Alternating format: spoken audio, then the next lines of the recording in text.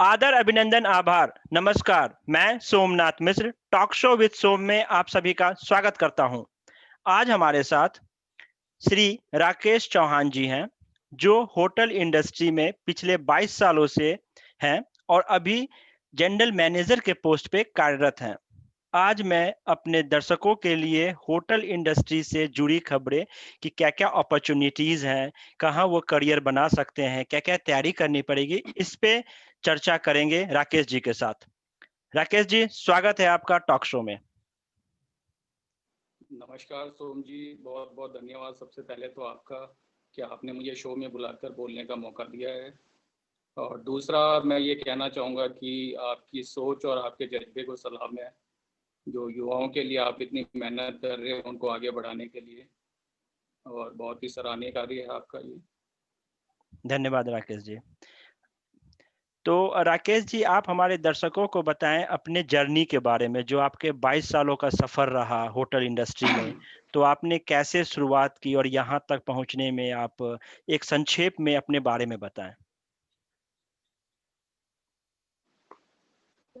जैसा कि सभी युवाओं का एक ड्रीम होता है, तो 12th करने के बाद हमने भी काफ़ी इधर कॉलेज में एडमिशन लिए। और जब मैंने कॉलेज में एडमिशन लिया, जब मैं वहाँ जाता था तो मैं देखता था कि रास्ते में बहुत बड़ी होटल आती, तो अक्सर मैं उस होटल को देखा करता था। तो दिमाग में एक जागरूकता आई होटल के बारे में जानने के लिए कि कैसे होता है, क्या होता है, कैसे एंट्री मिलती है, क्या चीज़ होती है ये। तो उसके बाद होटल मैनेजमेंट के बारे में पता किया, उसका एग्ज़ाम दिया और उसके बाद एंट्रेंस पे बैठे। और एंट्रेंस में बैठे उसके बाद चंडीगढ़ अलॉट हुआ हमें, और उसके बाद पास आउट हुए। और उसके बाद मैंने अपना कैरियर शुरुआत कानपुर से की थी, लैंडमार्क होटल से। उसके बाद काफ़ी होटल्स में रहा मैं, जयपुर में राजपूताना शेरेटन, पार्क प्लाजा में भी रहा जयपुर में। उसके बाद अभी करेंटली जो है मैं जोधपुर में कार्यरत हूँ होटल में। तो 20 साल का कैरियर रहा है पूरा मेरा होटल इंडस्ट्री के अंदर। अच्छा। ऐसे करते शुरुआत हुई है होटल इंडस्ट्री। ओके। तो आप हमारे युवाओं को ये बताएं कि होटल इंडस्ट्री में जैसे आपने एंट्रेंस एग्जाम दिया, तो उसकी तैयारी करने के लिए कैसे करना चाहिए।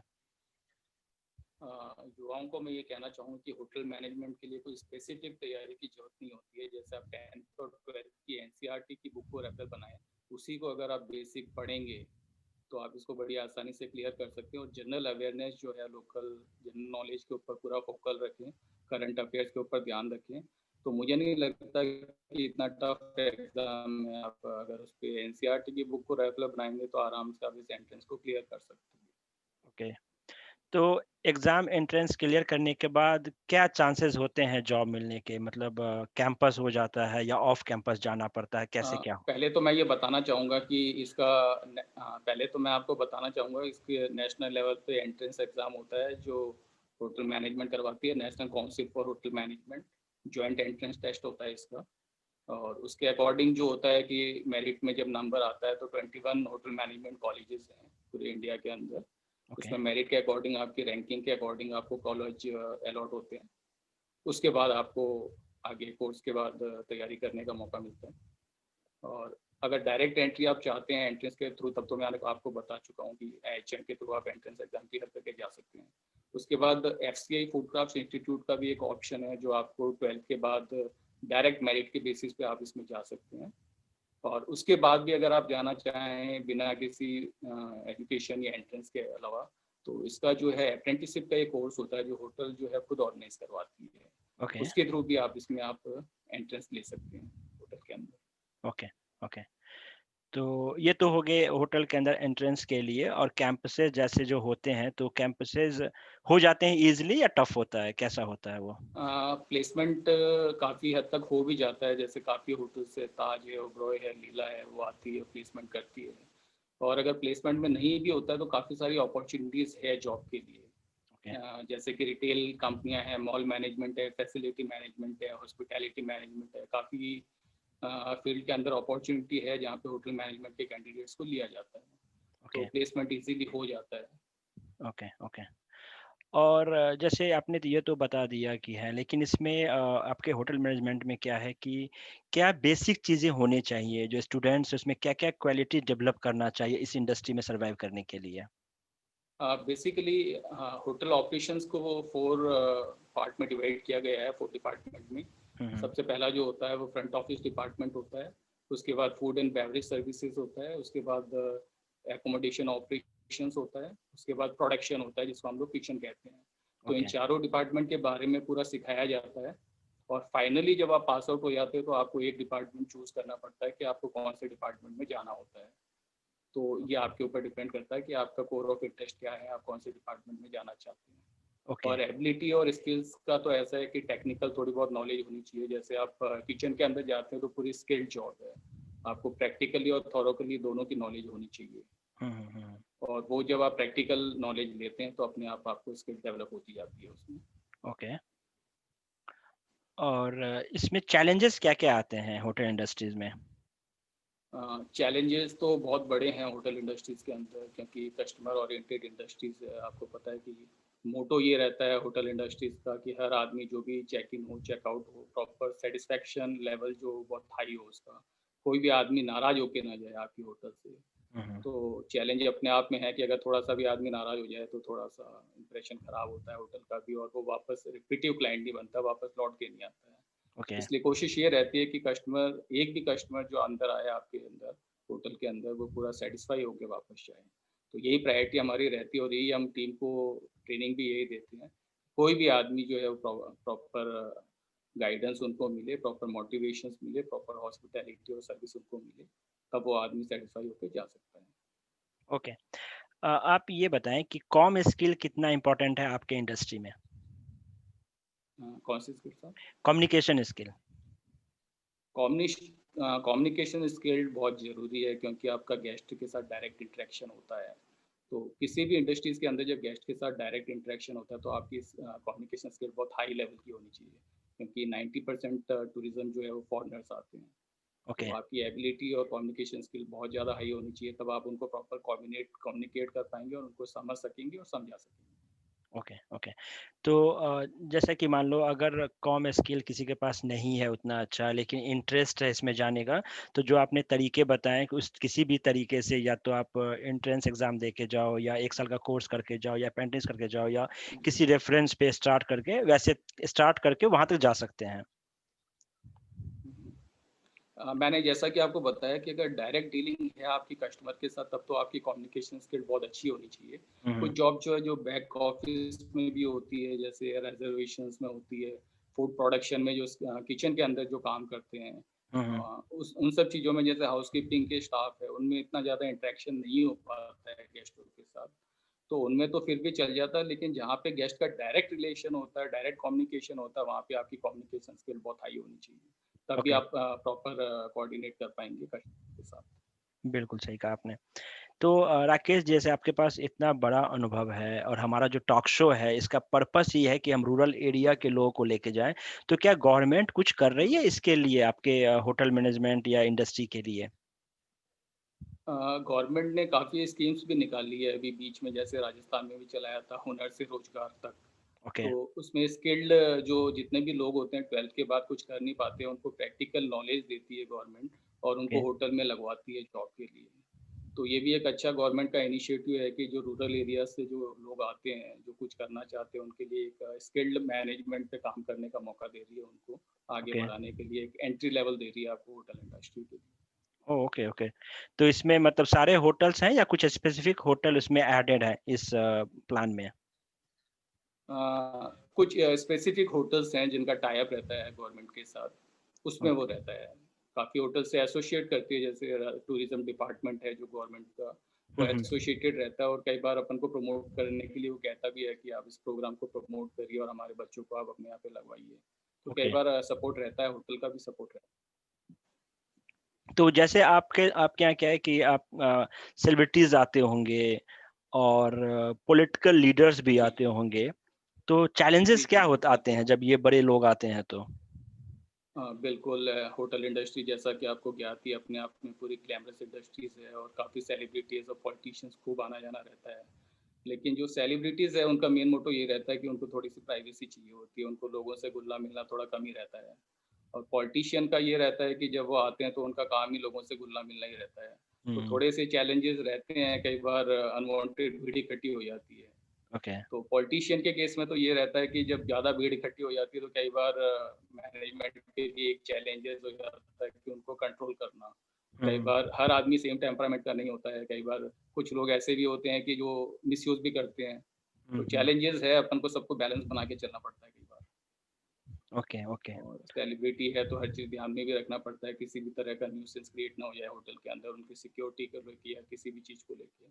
ओके। तो ओके। चैलेंजेस तो हैं ही अपने आप में। हम्म। और इस इंडस्ट्री का स्टार्टिंग बताएं कि कैसे जो ऑर्गेनाइजेशन स्ट्रक्चर है होटल मैनेजमेंट का और होटल इंडस्ट्री का कह लो, तो वो जी, क्या जी। है, मतलब स्ट्रक्चर क्या है? ऑर्गेनाइजेशनल स्ट्रक्चर का ऐसा है कि जैसे मैंने आपको पहले ही बताया कि 4 कोर डिपार्टमेंट होते हैं होटल इंडस्ट्रीज़ के अंदर। और इनिशियल स्टार्टिंग जो होती है वो ट्रेनिंग से होती है। 6 महीने की या साल भर की ट्रेनिंग के बाद आपको प्रमोट किया जाता है। जैसे अगर मैं एफ&बी सर्विस की बात स्टार्टिंग होती है, फिर कुछ स्टीवर्ड बनते हैं, फिर कैप्टन बनते हैं, फिर सीनियर कैप्टन बनते हैं, फिर रेस्टोरेंट मैनेजर और उसके बाद हेड ऑफ द डिपार्टमेंट बनते हैं, जिसको एफ&बी मैनेजर कहते हैं। तो अच्छा। सेम वही है कि सभी डिपार्टमेंट के अंदर मेंटेन करनी पड़ती है अपन को। हम्म। तो स्टार्टिंग जो है वो ट्रेनिंग से करनी पड़ती है। उसके बाद जब 5-6 साल का एचओडी का एक्सपीरियंस हो जाता है तो उसके बाद जनरल मैनेजर के ऑप्शंस खुले रहते हैं आपके पास। ओके। ओके। और आफ्टर जनरल मैनेजर क्या होता है फिर? आफ्टर जनरल मैनेजर जैसे ग्रुप ऑफ होटल्स होते हैं, उसके अंदर आप ग्रुप जनरल मैनेजर भी बन सकते हैं, जो 3-4 होटल्स देखनी पड़ती है आपको। एरिया जनरल मैनेजर्स भी होते हैं जिसके अंडर में 4-5 होटल्स आती हैं। हम्म। और उसके बाद आप वाइस प्रेसिडेंट बन सकते हैं ऑपरेशंस पूरे ग्रुप के। तो काफ़ी अपॉर्चुनिटीज़ हैं, सीईओ भी बन सकते हैं। ओके। ओके। ये सब आपके कैलिबर के ऊपर डिपेंड करता है। ओके। तो एक बात बताया कि जैसे जो छोटे शहरों में जो होटल हैं और जो जी, मेट्रोपॉलिटन सिटी में होटल हैं, तो उन जी, जी। दोनों होटल के काम करने का तरीका, स्ट्रक्चर सब कुछ एक ही जैसा होता है, अलग-अलग होता है? ऑपरेशंस तो ऑलमोस्ट सेम होता है, लेकिन ये है कि बड़ी होटल्स के अंदर थोड़ी टेक्नोलॉजी हाई लेवल की होती है। काम करने का तरीका ऑलमोस्ट सेम होता है, लेकिन जो हाई लेवल के होटल्स होते हैं उसमें पूरा स्टाफ जो होता है वो प्योरली प्रोफेशनल होता है। सब एटिकेट्स, एट्रीब्यूट्स सब उनको ध्यान में होते हैं कि कैसे के गेस्ट को हैंडल करना है। छोटे होटल्स में थोड़ी-सी ये कमियाँ देखने को मिलती है कि लोग इतने प्रोफेशनल नहीं हो पाते, इतने स्किल्ड नहीं हो पाते। इस कारण थोड़ी-सी सर्विस का इश्यू रहता है छोटी होटल्स के अंदर। ओके। क्योंकि ओके। कई बार क्या होता है कि वो प्रोफेशनल स्टाफ नहीं मिल पाता है छोटी होटल्स के अंदर। हुँ, और हुँ। अगर मिल भी जाता है, मिल भी पाता है तो अपन वो सैलरी अफोर्ड नहीं कर पाते हैं। तो ओके। थोड़े से ओके। छोटे होटल्स के अंदर ये रहते हैं, और बड़ी होटल्स के अंदर क्या होता है कि वो कॉम्प्रोमाइज़ नहीं करते आपकी सर्विस को लेके। ओके। ओके। तो यानी कि लोगों को जो शुरू करना चाहिए वो छोटे होटलों से करना चाहिए, जिससे उनको एक्सपोज़र मिले और थोड़ा-सा एक्सपीरियंस के बाद बड़े होटलों की तरफ रुख करें। बिल्कुल, करियर बिल्कुल। पर्सपेक्टिव से बोल रहा हूँ मैं। जी, जो जी, जी। ओके। कोशिश तो यही करनी चाहिए कि शुरुआत हमेशा बड़े ग्रुप से हो, क्योंकि ग्राफ हमेशा ऊपर से ऊपर जाता है। हुँ, हुँ, तो हुँ। कोशिश यही रहनी चाहिए कि बड़े होटल्स में काम करने का एक्सपोज़र जो मिलता है वो बहुत अच्छा रहता है इनिशियल ओके। लेवल पे। ओके। सीखने को बहुत कुछ मिलता है जो छोटे होटल्स में शायद उस टेक्निकल स्किल्स को नहीं सीख पाता है आदमी। हुँ, हुँ, हुँ, हुँ। तो क्योंकि डिजिटलाइज़ेशन। हुँ, हुँ। जी, बोलिए, बोलिए। हाँ, हाँ। प्रोफ़ेशनलिज़्म की थोड़ी-सी कमी होती है छोटी होटल्स के अंदर। कई बार वो रूल्स फ़ॉलो नहीं भी कर पाते हैं, काफ़ी फैक्टर्स होते हैं इस कारण से रूल्स फ़ॉलो नहीं हो पाते हैं। लेकिन बड़ी होटल्स के अंदर तो रूल्स एसओपीज़ आपको जो स्टैंडर्ड ऑपरेटिंग प्रोसीजर्स है वो फ़ॉलो करने ही पड़ते हैं ओके। ओके। स्ट्रिक्टली। सुपर्ब! जी। तो जो डिजिटलाइज़ेशन के आने से, जो अगर हम लेगेसी इंडस्ट्री की बात करें, आज से 10-15 साल पहले के होटल जो थे और अभी जब डिजिटलाइज़ हो गया है सब कुछ, तो जी, क्या इम्पैक्ट पड़ा है आपके लिए? ये बेनिफिशियल है या क्या है? बहुत बड़ा इम्पैक्ट पड़ा है। पहले मैनुअल बुकिंग होती थी, कई बार बुकिंग जो है वो मिस हो जाती थी, नहीं ध्यान पड़ता था इतना। अब डिजिटलाइज़ेशन का टाइम आ गया, हर चीज़ ऑनलाइन है। सॉफ्टवेयर आ गए हैं बड़े-बड़े, जिसमें बहुत ही ईज़ी आपको सिर्फ़ बुकिंग डालनी होती है, अपने आप उसका डाटा पूरी डिटेलिंग आ जाती है। तो फ़र्क तो बहुत पड़ा है, काम करने का तरीका भी बदला है, आदमी हाई-टेक हुआ है थोड़ा-सा। तो गलतियाँ जो है वो अभी बहुत कम होती है, मैनुअल में गलती के चांसेस बहुत ज़्यादा होते हैं। और अब डिजिटलाइज़ेशन का टाइम है तो इतनी ज़्यादा मिस्टेक्स होने के चांसेस रहते नहीं हैं अब, बिल्कुल ओके। नलिफ़ाई हो जाते हैं। ओके। ओके। मतलब इससे तो फिर जो एम्प्लॉइज़ हैं, इनको भी डिजिटलाइज़ होना पड़ेगा, जो आपके एम्प्लॉइज़ हैं, जो करते हैं काम। बिल्कुल होना पड़ेगा, क्योंकि बड़े काफ़ी होटल्स के अंदर उनके खुद के होटल ऑपरेशन सॉफ्टवेयर होते हैं, ओके। चाहे वो इन्वेंटरी मैनेजमेंट को लेके हो, अकाउंटिंग मैनेजमेंट को लेके हो, किसी भी तरह के हो, वो आपके रिज़र्वेशन सिस्टम हो, तो खुद के सॉफ्टवेयर यूज़ करते हैं वो, और वो सॉफ्टवेयर यूज़ करने के लिए आपको उसकी नॉलेज होना बहुत ज़रूरी है। ओके। तो इसीलिए डिजिटल का तो यूज़ है ही है हम्म, अपने आप में। Okay, okay. इसमें बताइए कि अगर होटल मैनेजमेंट में अगर जो सक्सेस ना हुआ, तो उसके पास क्या-क्या और स्कोप बचते हैं? किस-किस फील्ड में और ट्राई कर सकते हैं वो? कोशिश तो मेरी यही रहेगी कि अगर होटल इंडस्ट्री में सक्सेस हो तो ज़्यादा बढ़िया है, अगर नहीं भी हो पाता है किसी कारण से तो काफ़ी अपॉर्चुनिटीज़ है। जैसे मैंने आपको बताया कि सिनेमा मैनेजमेंट है, थिएटर में भी जितने भी बड़े-बड़े सिनेमाज़ है उसमें ऑपरेशंस मैनेजर और यूनिट मैनेजर लेवल पे भी आप जा सकते हैं, रिटेल इंडस्ट्री में जा सकते हैं। ओके, आजकल हॉस्पिटैलिटी मैनेजमेंट के अंदर भी होटल मैनेजमेंट वालों को प्रेफ़र किया जा रहा है। ओके। बैंकिंग सेक्टर में रिलेशनशिप मैनेजर के लिए भी आप जा सकते हैं। टेलीकॉम इंडस्ट्री में है, जैसे कस्टमर सर्विस है, उसमें भी आप जा सकते हैं। हुँ, हुँ। मॉल मैनेजमेंट का कॉन्सेप्ट आया है, तो उसमें फैसिलिटी मैनेजर्स के ऑप्शंस हैं, उसमें भी आप जा सकते हैं। तो सुपर्ब! ऑप्शन सब जगह खुले हुए हैं, यानी कि सारी ये इंडस्ट्री। करने के सर्विस बाद आपके पास इंडस्ट्री जो है हाँ, वो हाँ। जी, सर्विस इंडस्ट्री में आप कहीं भी अपने आप को सेट कर सकते हैं। Okay, okay. यानी कि अपॉर्च्युनिटीज़ बहुत हैं। जी, जी, अपॉर्च्युनिटी पूरी है, आपको जॉट डाउन करने की ज़रूरत है। ओके। आप ये बताएँ, ये पर्सनल सवाल है आपसे कि आपका इतना एक 2 दशक का एक्सपीरियंस कह सकता हूँ मैं, 2 दशक का एक्सपीरियंस है। तो इस एक्सपीरियंस में आपके लिए सबसे जो कह लो कि आप जो गुड फ कॉम्प्लीमेंट रहा हो या बेस्ट कॉम्प्लीमेंट रहा हो, वो क्या था? जी, जी। कॉम्प्लीमेंट्स तो हमेशा ही रहे हैं, कोशिश यही रहती है कि जो भी कस्टमर होटल में आए वो कॉम्प्लीमेंट्स देके ही जाए। हुँ, लेकिन हुँ। फिर भी आपने पूछा है तो उसका जवाब मैं देना चाहूँगा। हमारे यहाँ पे एक ग्रुप आके रुका था 10-15 दिन के लिए, हुँ, हुँ। करीब 20-25 लोगों का ग्रुप था और 10-15 दिन रहने के बाद वो इतना फ़ैमिलियर हो गए थे हमारे स्टाफ के साथ, हमारे मैनेजमेंट के साथ, कि जब वो होटल से चेकआउट हुए तो वो लिटरली लॉबी के अंदर रोने लगे स्टाफ से गले मिल-मिल कर। कि हुँ, हुँ। हमारे जाने की इच्छा नहीं हो रही है, आप लोगों ने इतना फ़ैमिलियर एटमॉस्फेयर हम लोगों को दिया है, कि हमें हुँ, बिल्कुल भी ऐसा महसूस ही नहीं हुआ कि हम अपने परिवार से दूर हैं। तो मेरे ख़्याल से वो मेरे लिए सबसे बड़ा कॉम्प्लीमेंट था ये और हमारे लिए कॉम्प्लीमेंट यही रहता है जब कोई गेस्ट चेकआउट होता है और वो तारीफ़ करके जाए, अच्छे कॉम्प्लीमेंट देके जाए, तो इससे बड़ी बात और कोई हो नहीं सकती है इंडस्ट्री में। बिल्कुल सही तो कहा अच्छा आपने। अचीवमेंट था वो हमारे लिए। सुपर्ब! सुपर्ब! और जब इंडस्ट्री है और आपका जो लोगों के साथ ही है, तो उसमें जो नेगेटिव फीडबैक भी आते होंगे, तो ऐसा कोई नेगेटिव फीडबैक बिल्कुल। जो आपको लगता हो कि यार वो बहुत नेगेटिव था, ऐसा कुछ? अ, जैसा कि मैंने पहले भी कहा होटल इंडस्ट्री बहुत पेशेंस की इंडस्ट्री है और हर आदमी की कोशिश रहती है नीचे से बॉटम से लेके टॉप मैनेजमेंट तक ये कोशिश रहती है कि कोई भी कस्टमर जो है वो नाराज़ होकर नहीं जाया जाए हुँ, होटल हुँ। से। लेकिन कई बार लोगों का टेम्परामेंट अलग-अलग होता है, छोटी-सी बात उनको पिंच कर जाती है, किसी की बात को लेके ईगो हर्ट हो जाता है। तो हुँ, कई ऐसे नेगेटिव फीडबैक्स भी आते हैं और काफ़ी ऐसे फिनिकी गेस्ट भी आते हैं जिनके नेचर में ही होता है कि कंप्लेंट करनी है। लेकिन फिर भी मैंने कहा कि सर्विस इंडस्ट्री है, कस्टमर इज़ ऑलवेज़ राइट, हमेशा कस्टमर्स की बात माननी पड़ती है। अगर हुँ, स्टाफ हुँ। से कोई नाराज़गी हो भी जाती है तो उसको सॉर्ट आउट करवाते हैं अपन। तो अप्स एंड डाउन चलते रहते हैं और नाराज़गी कई बार हो भी जाती है, लेकिन उसका सॉर्ट आउट कर दिया जाता है और स्टाफ में अगर कुछ ऐसा होता है तो उनको प्रॉपर ट्रेनिंग दी जाती है कि कस्टमर जो है उनके किसी भी कहने से नाराज़ नहीं हो, चाहे वो उनकी बॉडी लैंग्वेज हो, चाहे उनका वे ऑफ टॉकिंग हो, किसी भी तरह का हो। कस्टमर किसी भी वे में नाराज़ नहीं होना चाहिए। ओके, ये ट्रेनिंग ही लेकिन उनकी यही दी हुँ, जाती है, हुँ। तभी हॉस्पिटैलिटी इंडस्ट्री है ये, ओके, लेकिन पेशेंस की इंडस्ट्री है। कभी-कभी क्या होता होगा कि मान लो कि गलती आपके स्टाफ की नहीं है, आपके एंड से नहीं है और जो आपके क्लाइंट्स आते हैं, जी, जो जी। कस्टमर कह लो, गेस्ट कह लो, गलती उनकी होती है, तो जी, उस सिचुएशन को कैसे जी। मैनेज करते हैं? अ, कई बार ऐसा हो जाता है कि कस्टमर इंटेंशनली भी स्टाफ के ऊपर ब्लेम करता है किसी चीज़ हुँ, को लेके, लेकिन हुँ, हुँ। जैसा कि मैंने पहले भी कहा कि होटल इंडस्ट्री के अंदर जो है कस्टमर जो होता है वो राजा होता है। उनको आपको किसी भी वे में नाराज़ करना नहीं होता है। अगर कई बार हमें पता भी होता है कि हमारा स्टाफ सही है, लेकिन फिर भी उनके सामने हम ये रिएक्ट नहीं कर सकते कि हमारा स्टाफ सही है। किसी भी तरह से मतलब पॉज़िटिव अप्रोच लगा के उसको बात को वहीं सॉर्ट आउट कर दिया जाता है और स्टाफ को भी समझा दिया जाता है कि भई इनसे जो भी है आगे से इस तरह की कोई गलती नहीं होनी चाहिए। तो ठीक है, कई बार आपने अगर कस्टमर की ईगो सैटिस्फाई कर दी तो कस्टमर खुश होके चला जाता है। लेकिन कई बार ईगो ज़्यादा हर्ट हो जाती है तो कई बार वो नहीं मानता तो उसके लिए सर्विस रिकवरी के भी ऑप्शन हैं, गेस्ट को मनाना पड़ता है किसी भी वे में जाके, okay. Out of the way जाके भी उसको मनाना पड़ जाता है कई बार, कॉम्प्लीमेंट्री करके चीज़ों को। हुँ, हुँ, तो हुँ, हुँ। सिचुएशन है चलती रहती है। जी।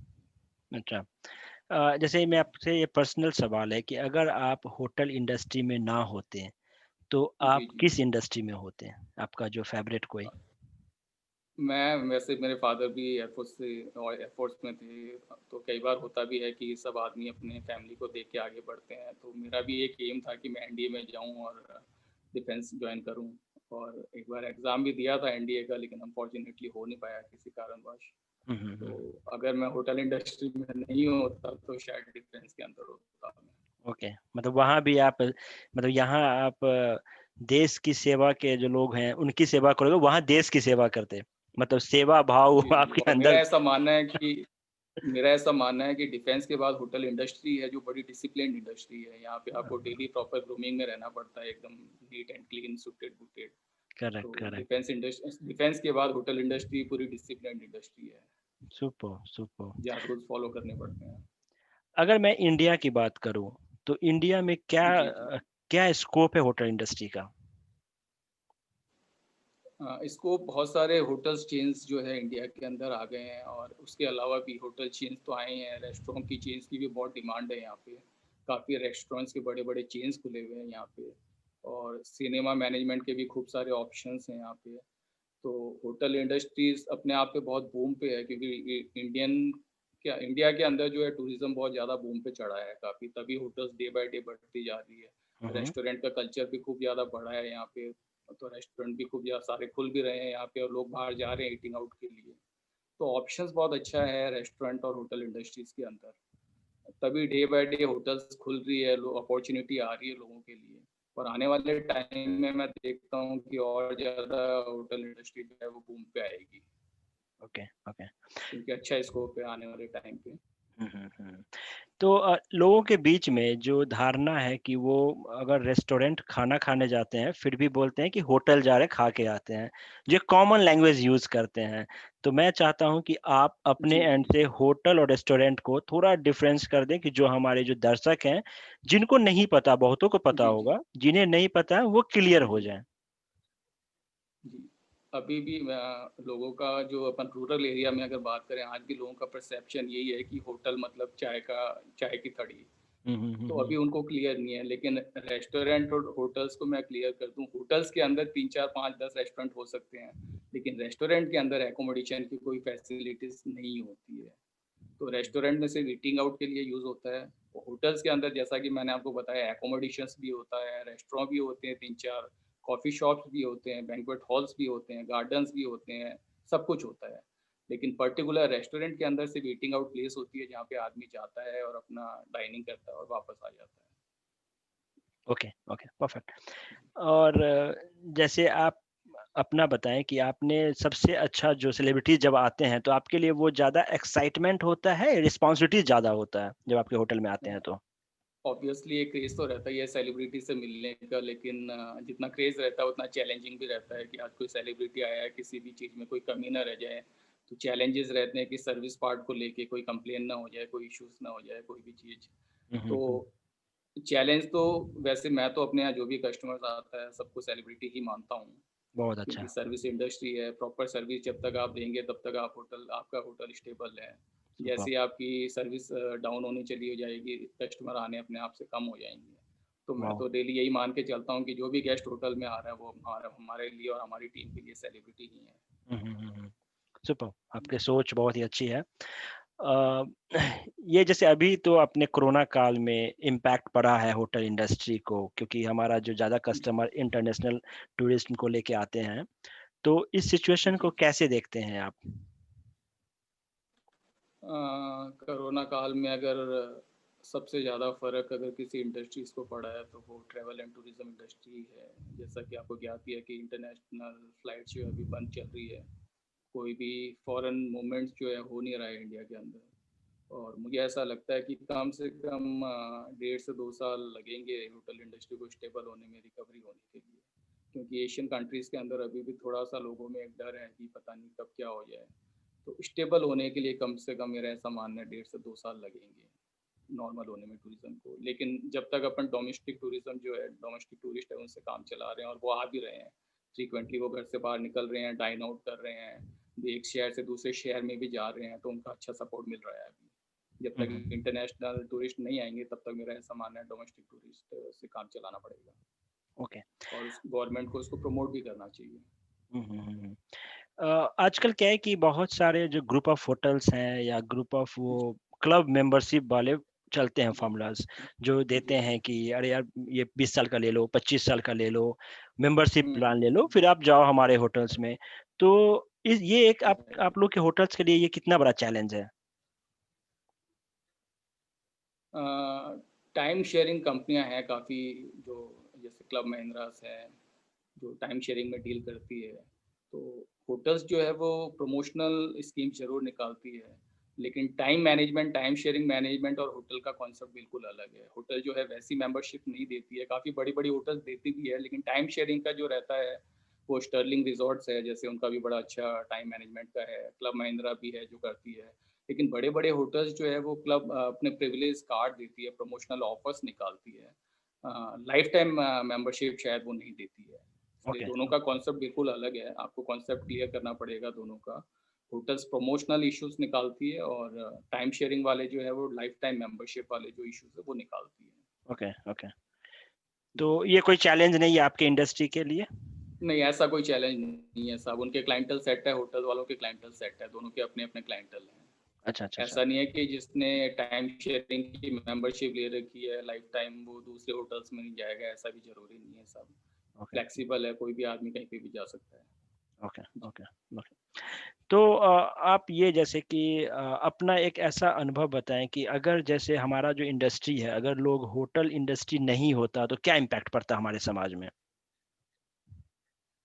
या है तो क्या बेनिफिट्स हैं? होटल इंडस्ट्री नहीं होती, बेनिफिट्स बहुत हैं साहब। आज जैसे मैं एक रेस्टोरेंट की बात करूँ या होटल्स की बात करूँ, आज आप बाहर खाना खाने जाते हैं, 4 लोगों को खाते हुए देखते हैं, तो नए चीज़ों को सीखते हैं आप। खाना खाने का एटिकेट्स, तरीका सीखते हैं कि प्रॉपर तरीके से खाना कैसे खाया जाता है। घर पे तो अपन इतने प्रोफेशनल हो नहीं पाते, जहाँ बैठा, जहाँ खड़े हुए वहीं खाना खा लिया। लेकिन एक प्रॉपर एटिकेट, प्रॉपर सिस्टम के साथ खाना खाना, एक रेस्टोरेंट में ही वो फीलिंग आती है फाइन डाइनिंग में, जो आप बैठ के खा सकते हो। और 4 लोगों के साथ जब आप बैठ के खाना खाते हो तो उसका लेवल ऑफ कॉन्फिडेंस अलग ही रहता है। तो खाना भी अपने आप में एक टेक्निक्स है वैसे, किस तरह से खाना चाहिए, कैसे खाना चाहिए, पहले क्या खाना चाहिए, पहले कौन-कौन से कोर्सेज़ लेने चाहिए, ये भी अपने आप में एक टेक्निक्स हैं, कैसे खाना चाहिए वो भी। घर पे अपन इन सब चीज़ों को फ़ॉलो नहीं करते कि अपन पहले स्टार्टर लें, उसके बाद सूप लें, फिर सैलेड लें, फिर मेन कोर्स लें। लेकिन घर पे तो अपन इतना प्रोफ़ेशनल हो नहीं पाते, जो आता है सब साथ ही खा लेते हैं। तो थोड़ा-सा एटिकेट सीखने के लिए तो रेस्टोरेंट में आदमी को बाहर जाना ही पड़ेगा। और होटल में जाने से भी लेवल ऑफ कॉन्फिडेंस बढ़ता ही है, आदमी यहाँ 4 चीज़ें को देखता है, 4 लोगों से मिलता है, तो लेवल ऑफ कॉन्फिडेंस अपने आप ही हाई होता ही है उसका। बहुत ही क्योंकि बढ़िया। आदमी एक सर्टेन दायरे में रहता है तो वो समझ नहीं पाता है। लेकिन एक्सपोज़र बाहर मिलता है लोगों अगर जब वो कहें। बाहर निकलता है हुँ। तो एक्सपोज़र बहुत ज़्यादा उसको मिलता है आज।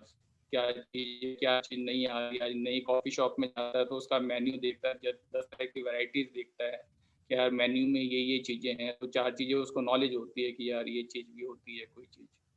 तो जितना आदमी एक्सपोज़ करेगा, जितना बाहर जाएगा, जितना रेस्टोरेंट्स या होटल्स में जाएगा, उसको नई-नई चीज़ें सीखने को मिलेगी, नए-नए मेन्यूज़ और नए-नए इंग्रीडिएंट्स और नए-नए डिशेज़ के बारे में उसको पता चलेगा कि ये सब चीज़ें होती है। जो घर में अपन बैठे रहते हैं, तो शायद नहीं पता चल पाती है अपन को।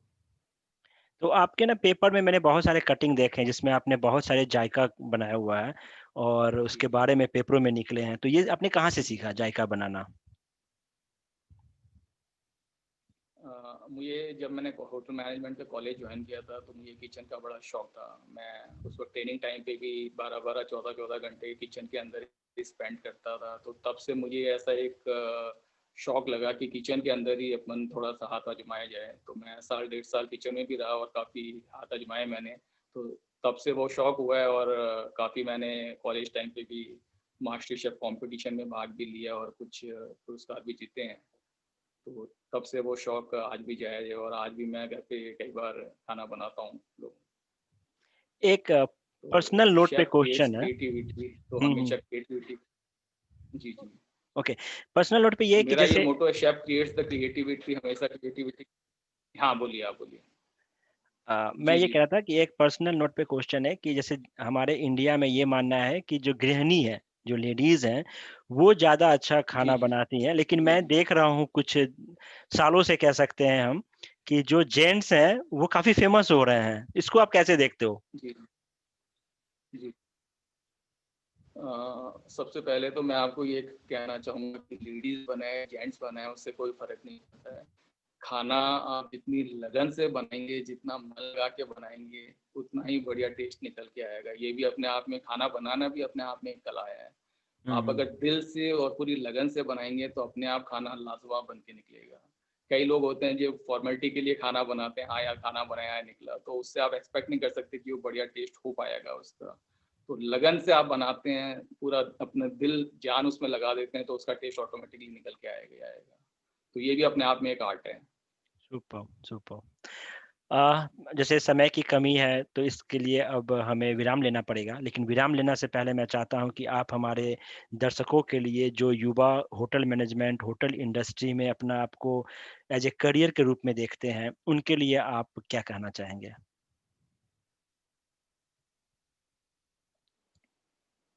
युवाओं से मैं ये कहना चाहूँगा कि अपना एक एम डिसाइड करें कि उनको लाइफ में क्या करना है। अपने मार्क से बिल्कुल भी न भटकें। कई बार होता है कि आदमी दिन भर एग्जाम देता है, अटेम्प्ट देता है और उसका हो नहीं पाता है, तो टूट जाता है, उसको लगता है यार अब सब खत्म हो गया है। तो पेशेंस रखना बहुत ज़रूरी है। अब सबसे पहली चीज़, आप पेशेंस नहीं रखेंगे, हार्डवर्क नहीं करेंगे तो आपको सफलता नहीं मिलेगी। इसलिए आपको एक मार्गदर्शन बनाना पड़ेगा, आपको लाइफ में ये बनाना पड़ेगा रोल मॉडल कि आपको क्या करना है लाइफ में। उसको डिसाइड करने के बाद आप उसमें जुट जाएं कि आपको करना है, उसमें आप हार्ड वर्क करिए, पूरी लगन से जुट जाइए, सफलता अपने आप आपके दामन चूमेगी। बहुत ही सही कहा आपने। तो राकेश जी, आपका बहुत बहुत धन्यवाद हमारे टॉक शो विद सोम में आने के लिए। और टॉक शो विद सोम ये शो इसी पर्पज से है कि हम जितने भी बड़ी हस्ती हैं किसी भी डोमेन को हो, उनको बुलाया जाए और उनके अनुभवों को हमारे नए युवा के साथ साझा किया जाए, जिससे वो कुछ सीखे और अपना आपको करियर को डेवलप करे कि इसमें जाना है, या जो ऑलरेडी जॉब में है वो अपने आप को प्रमोट करें। तो इसके लिए बहुत बहुत धन्यवाद। और इसी के साथ मैं आपको जी जी, विराम लेते हैं, हम फिर आपसे मिलेंगे। धन्यवाद। बहुत बहुत धन्यवाद आपका। Thank you very much. Thank you.